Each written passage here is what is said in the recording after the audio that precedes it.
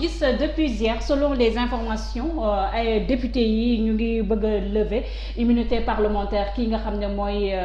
Ousmane Sonko si jaarale ko si benn procédure boo xam ne rek si benn commission ad hoc pour lever kii nga xam ne mooy lever kii immunité nga xam ne kii nga xam ne mooy Ousmane Sonko ñu gis ne carrément il y avait l'affaire Bougazeli ils ont mis du temps pour lever immunité kii nga xam ne mooy Bougazeli tey jii Ousmane Sonko quoi qu'on dise n'est pas n'importe qui dans ce pays te problème de mœurs lañ koy toppee le viol n'est pas encore avéré pourquoi se précipiter tey est-ce que waruñoo xoolal aussi taxawaayu Assemblée nationale est-ce que c'est pas la majorité mécanique du président Macky Sall qui pose problème à l'Assemblée nationale. mais njàpp loolu da ngay wax loo xam moom laa yàgg a wax xam nga sunu Assemblée nationale yépp yi fi jaaragun benn baaxu ci mais bii moo yées Assemblée nationale bii moom da ngay ruus boo fa demee man bi ñuy voté budget wu éducation nationale dama fa dem y a 2 ans. ren aussi dellu naa fa mais il y a 2 ans dama fa dem ay député taxaw di ma saaga man leen mais yéen tekkiwu leen dara yéen vous êtes censé ma défendre ngeen taxaw di ma saaga alors que man dama wax rek lu wuuteeg li ngeen wax yéen député majorité naa ne man député majorité sax le terme pose problème gis nga c'est vrai que parti bu nekk da ngay wut am majorité mais député bi du nekk député majorité day nekk député du peuple parce que ñoom peuple bi moo leen war a fal mais nag je comprends aussi ci mode d'élection Sénégal mais député yi peuple bi falu leen parce que parti bi moom mooy defar listam seet ku ko neex mu dugal ko liste nationale seet ku ko neex mu dugal ko ci liste majoritaire bi léegi si bien que ñoom redevable luñ devant le peuple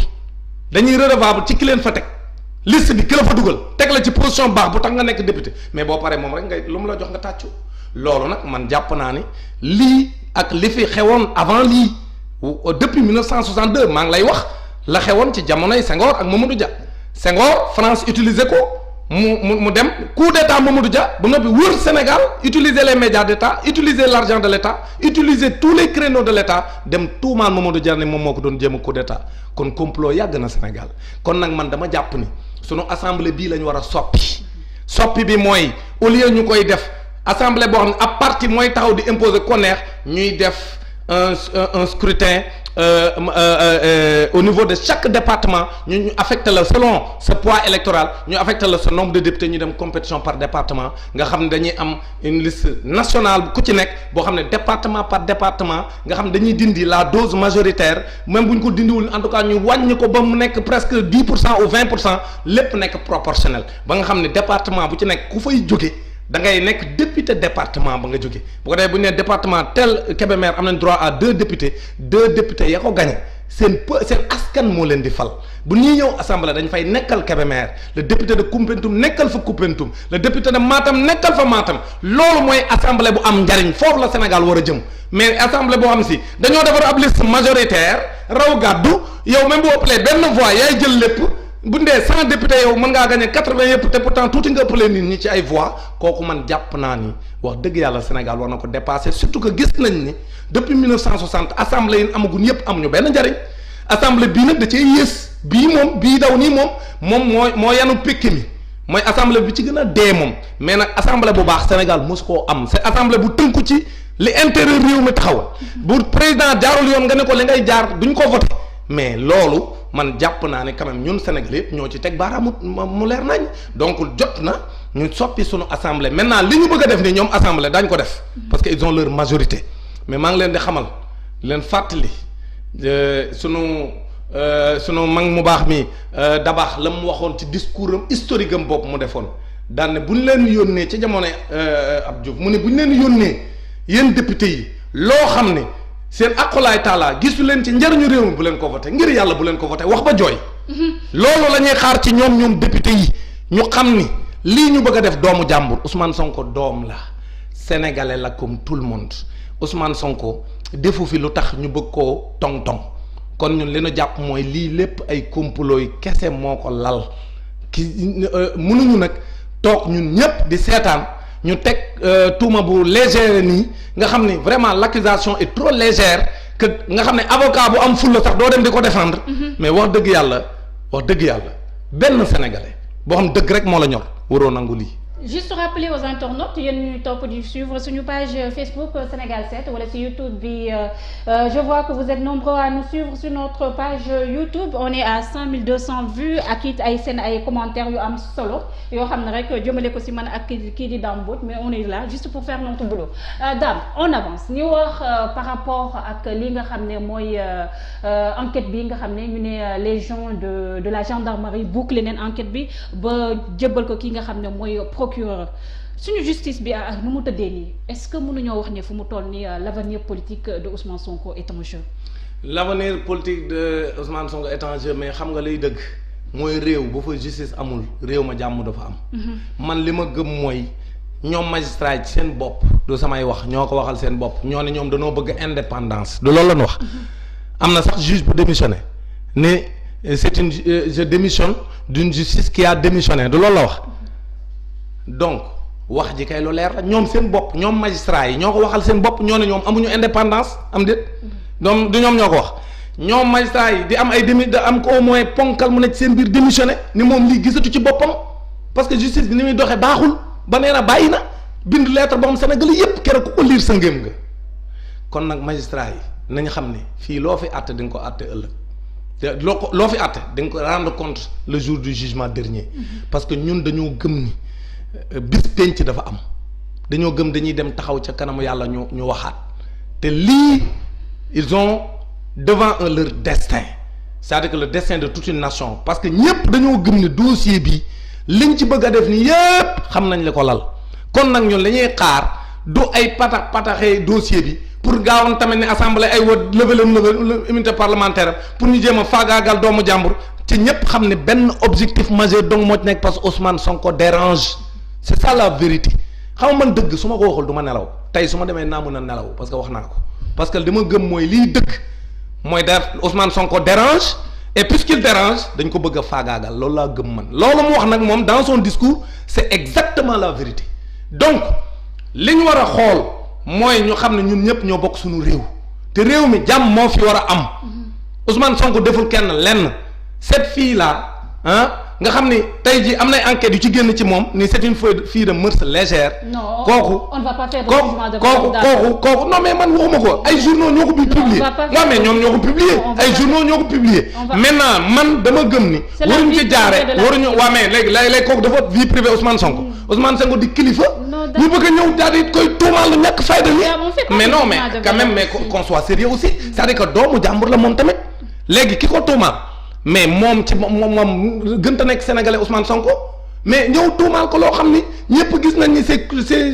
c'est cousu de fil blanc c'est un mensonge bu leer nañ ñëpp gis ne affaire caaxaan la tappale maintenant loolu est-ce que war nañ ko def koo xam ne moom tooñu leen deful leen dul ñëw teg partem di politique teg programme boo xam ne jeunesse bi gis nañ seen bopp sénégalais yi gëm seen réew gis nañ seen bopp mais loolu rek la Ousmane Sonko deful leneen maanaam daa ñëw teg partem am ay idéem xalaat ni réew mi doxul xalaat ni programme bi fi nekk système bi ko fi teg moo ko fi indi mu créer ce qu'il appelle l'anti-système andi lu bees mu charmer sénégalais yi bëggal ko seen bopp ànd ak moom ci projet bi mu porté ni ko daañ ànd ak yow ba nga doxal ko pour que Sénégal jëm ca kanam pour que tubaab yi neen ñu noote mu jeex que li ñuy pasaree sunu alalu réew mu jeex que ñu am koo xam ne mën na ñëw yore réew mi ci loxo yu sell kooku la ko sénégalais yi nag teg ko ñoom foo xam mus ñu faa teg kenn léegi nag loolu ku mu metti ba nga bëgg koo faagaagal ne loolu doo ko may mu àgg ca mais da ngay taxaw ne yow yaay yàlla alors que yàlla mooy dogal ñoom bu fekkente ne le destin de Ousmane Sonko mooy lii mu teg te sénégalais yi nee nañ gis nañ ci seen bopp moom dinañ ko jàppale ba mu teg ko kenn wërta fexe ba jéem a faagaagal loolu kon nag man pour man ces accusations légères nga teg ko ci doomu jàmbur dis gor kooku tamit c'est inacceptable donc man loolu laa gëm lii boo xoolee du début à la fin da ngay gis ne ñoom ñi koy layal sax amuñu yoon pour layal ko c'est trop léger loolu mooy dëgg léegi nag lépp loo xam ne mën na andi lu jëm ci dëgg gi ñu tege ko ne di wax ci ay noo waru foo na dem vraiment Ousmane Sonko est-ce que affaire bi wuur na et cetera affaire u sénégalais non yooyu nañ ko arrêté xam nga liy dëgg mooy sénégalais la comme tout le monde dañ koo dàq fa mu doon liggéeyee mën na ni léegi man damay seet fu gën a oyof ci man ma dem fa di fa maasewoo parce que maasewu du lu bon loolu il faut sénégalais xam ko dama ne la dem ci gynécologue mu téye sa yaram di la maase c'est moins grave que nga jël nekk góor yow gynécologue jël say baaraam dugal ko ci awra jigéen il faut que les gens soient sérieux te loolu mi ngi am ci dëkk bi te kenn kaasu ko nga yore sa soxna ànd ak moom dem ci gynécologue góor mu jël ñaari baaraam dugal ko sa biir awra jabar te kaasoo. kon nag tey da ngay jullit c'est la même chose. non c'est pas pareil. c'est la même chose parce que fee dafa faju non c'est important njàpp c'est la même chose xam nga tax c'est la même chose parce que Ousmane Sonko demu fa nee na parce que dafa wuti bànneex dafa dem parce que ginnaawam mooy metti muy maasewu fa mu doon maasewoo seet ci moom te dañ koo dàq mu dem seet fu gën a oyof ci moom te foofu mu seet am nañ këyit parce que am nañ récépissé moo tax mu demoon fa kon nag sénégalais nañ bàyyi roube bi te wax dëgg. D'accord. Mesdames, au-delà de la justice, l'avenir politique d'Ousmane Sonko, certes, il y a des il y a des gens qui se revendiquent du PASTEF. Certes, nous sommes du PASTEF, mais Ousmane Sonko, nous l'avons fait. Mais est-ce que tu as cette histoire? Nous avons une capitale de sympathie aussi pour nous donner c'est Ousmane Sonko. Je ne le pense pas, c'est le contraire. Ah oui, c'est le contraire. Non, bu doon loolu nga wax yow kon état bi day bàyyi dossier mu sedd bu doon li ngay wax la que léegi lii tax na ñi ko bëggoon dañuy wàññeeku bu doon loolu état am na ko ci day bàyyi mu sedd. Donc Ousmane Sonko. non c'est le contraire. sur la fille. mais non dama ne la xam nga koy falu yàlla moo ko xam. mais man li ma gëm man Dame Mbodj mooy sénégalais yi doon ay dof parce que même bu fekkee am na ñu fi doon nelaw ñi doon dajjant ñoo ni këlëb ci seen kaw ñu yeewu ñun ñëpp ñu ànd ni foccet yeewu ñun sénégalais yi fii kenn nelawu fi kon nag fii sénégalais bu fiy nelaw amul lii nu bëgg a def kenn accepté wu ko Sénégal bu dee du nit koo xam ne day xool ay intérêt boppam képp koo xam dëgg rek moo la ñor di nga xam ne lii ñu bëgg a teg pour faagaagal Ousmane Sonko ko tax a jóg loolu mooy dëgg. maintenant léegi est-ce que moom mën na yàqal Ousmane Sonko li ñu def nii man góobu ne mën na ko yàqal loolu laa gëm bu fekkente ni justice teg nañ ko ci yoon lii. ay waxi bàll puy de la mënta yàqal Ousmane Sonko loolu laa gëm pourquoi parce que sympathie day yokk man damay wax ak ñoo xam sax ci yeneen parti lañ bokk surtout APR man wax naa démb ak ñaar nit ñi nekk APR ñoo xam dañ naan ma sawaay neexul ba neexul mais man vraiment dama am gàcce ci mbir mi pourquoi parce que mbir mi nag wax dëgg yàlla c'est trop sale quoi ils sont descendus trop bas en réalité Sonko dem na fa demu fa ñun on sent loolu séq xale bu jigéen ba parce que viol moom ñëpp d'accord nañu amul xale bu jigéen moom dégguma benn sénégalais bu ne non violé xale bi la ñuy wax kay mooy lu tax mu dem fa mais même ñu naan la même bu amoon dara seen diggante dañ naan la en tout cas violé wu ko moom loolu moom c'est clair loolu moom d'accord naa ne moom képp kuy sénégalais d'accord nga ne xale bu jigéen bi kenn violé wu ko parce que moom ci boppam ci benn ña nekk ci ginnaawam bu ñu ko leeraloon rek ñoo xam ne kenn violé wu ko parce que encore une fois téléphone xale bu jigéen bi nan koo génne ñu wax à partir de 21h bi Ousmane Sonko génnee bi mu ko maaseelee ginnaawam ba pare te ñaar lañ ñoom ñaar ñooñu bi ñu maasee ba pare léegi nañu wax kan moo jël si xale bu jigéen bi 4x4 yooyu ñuy wax ni dañ koo ñëw jël si mais loolu yomb naa xam parce que dañuy woowante téléphone kon te loolu Sonatel mën na ko génne kon nag bu ñu nax sénégalais yi ruube bi lañ war a baax te xam ne dëgg mooy mujj te fii ku fi wax lu mu mënti doon ëllëg da ngay rendre compte devant le bon Dieu moo tax man li ma gëm mooy ay Ousmane Sonko son avenir politique est en jeu amul benn avenir politique bu nekk en jeu xamoon lu ma tiit mooy jàmm suñu réew mii nu ñuy def ba préserver ko te bu ñu yaakaaree ne Khalifa Sall niñ ko defoon patamee ko pour éliminer ko ci élection 2019 yi patamee Karim Wade éliminer ko ci élection 2019 yi bu ñu yaakaaree ni mën nañoo def noonu Ousmane Sonko ñu ngi nax seen bopp ñooñu ak Ousmane Sonko bokkuñu projet yi nii porté bokkuñu ñi ànd ak ñoom loolu c'est important pour ñu wax ko xam nga dëgg da nga koy wax rek te yàlla tax c'est pas la même chose donc man li may ñaan président de la république ak ñëpp ñi nga xam ñoo séq mbir mi mooy nañ bàyyi lii lépp teg ko ci suuf ñu xam ni xale bu jigéen bi malheureusement ki ko bindal scénario bi aayul moom mi ko def aayul te masseuse yi ya fa nekkoon ak ka moom salon ba ñoom ñëpp bi leen boo dégloo ki nga xam moom salon bi li mu wax dëggal na le Ousmane Sonko wax que Ousmane Sonko du nitu caaxaan dem fa woon pour loolu. leneen luñ fi def ay coow lay andi ci dëkk bi te jaru ko parce que réew mi président Macky Sall ci jàmm lañ ko joxe naam ñun ñii ñëpp 2011 dañ daan xeex ànd ak moom place de l'Obélisque pour que bu ñu laal constitution parce que Abdoulaye Wade la mu bëggoon 2011 su ko defoon Macky du falu Abdoulaye Wade bu ñu àndul woon ñun moo tax ñuy wax man leen wax leen ko waa APR yi ma daan gis ak ñu mel ne man à la place de l'Obélisque en 2010 2011 mosuñu def manifestation bu ma raté man Dame Mbodj parce que dama doon taxaw di xeex par bu kenn laal sunu constitution te politique gu ma woon ànduma woon ak kenn donc loola ma doon def ci laa ne ba heure bii du ñu fi nekk di nasaxal benn candidat ku war a nekk candidat 2024 da nga koy nekk ku ragal candidat yi da ngay génn ci géew bi nga dem sa yoon mais ku fi nekk ne maa fi mën mais maay tànn ñuy bëreeg man mais loolu mënta nekk làmb ji kon làmb ji day toj te loolu c'est inacceptable yow boo mënee ci làmb ji da ngaa war a ñeme mbër yëpp mais maa mën ci làmb ji mais bii mbër nañ ko génne bii mbër nañ ko génne du ma bëreeg moom ku ci ne ngay xool noo koy faagaagale man jàpp naa ne loolu kenn mënu ko nangu dans une démocratie te loolu moo amoon 2011 président Macky Sall mii tey ñun ak moom ñu àndoon nekk place de l'Obélisque di xeex ba dem 23 juin di xeex ba Abdoulaye Wade la mu bëggoon tripatouiller constitution bi dans le sens de ses intérêts mujjul am loolu moo ko tax a nekk candidat en 2012 dans des conditions qui permettaient l'alternance loolu lañ bëgg mu amaat Sénégal parce que réew mi moomu ko ñun moomuñu ko ñun ñëpp ñoo ko bokk kon nag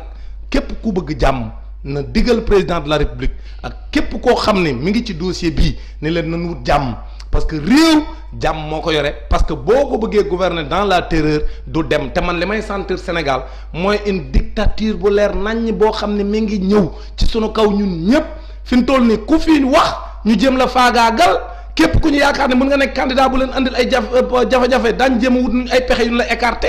réew mi ñu restreindre les libertés mais loolu mun ñu ko accepter mais lu ñu accepter lu président yi fi jiitu président Macky Sall tax ñu koy may président Macky Sall donc man li ma koy ñaan mooy lii ñu yëkkati nañ ko teg ci suuf bàyyi doomu jàmbur mu delluwaat ci ay activité am ñu xam ne lii même bu fekkoonte ne am na ñu ne ci ginnaaw man du ma ne Macky wala keneen la xaw ma ko ne ci ginnaaw mais ña ne ci ginnaaw moom jàpp naa ne ay cuune lañ parce que scénario bi ki ko bind aayul ñi ko joué aayul